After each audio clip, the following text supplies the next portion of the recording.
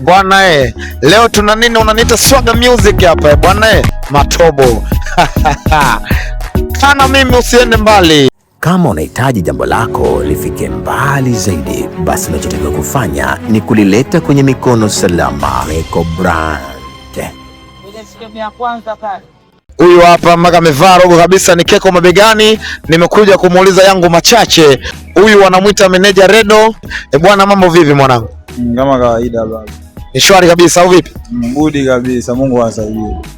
Yani katika mitandao ya kijamii tumezunguka social media zote zinaelezea usiku wa Matobo. Tukasema tutampata nani, tukamwambia ni meneja Redo au vipi? Kwa hiyo tumekufuata utupe machache yako. Nini maana usiku wa Matobo?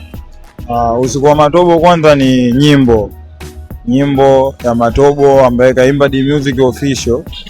Ni tumeandaa usiku wa kuzindua nyimbo ikiambatana na birthday party yangu.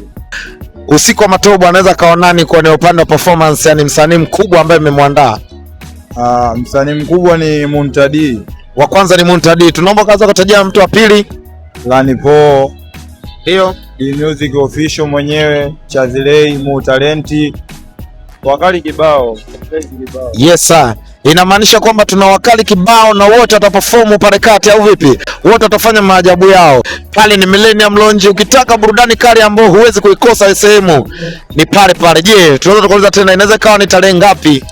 Tarehe 25 kutakuwa na uzinduzi wa nyimbo ya msanii wangu wa Keko Mabegani D Music Official wakishirikiana na Hakim Bachani. Kwa hiyo tulikuwa tunaomba wadau wa Keko Mabegani, Keko Brand, Keko kwa ujumla mfike Millennium Lounge bila kukosa. Wakali mtiti, wakali kibao. Vile vile kutakuwa na surprise kutoka Ikwilili Pwani, twende nao.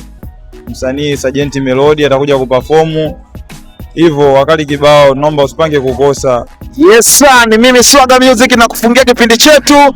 Ni kwamba tu hii sio ya Keko bali ni ya watu wote. Karibu tusherehekee kwa pamoja, tule basa kwa pamoja. Unapangaje kukosa? Tuko pamoja na tutaendelea kuwa pamoja. Shout out to you. Joe unapata. Ni Keko, ipo na ipo tena.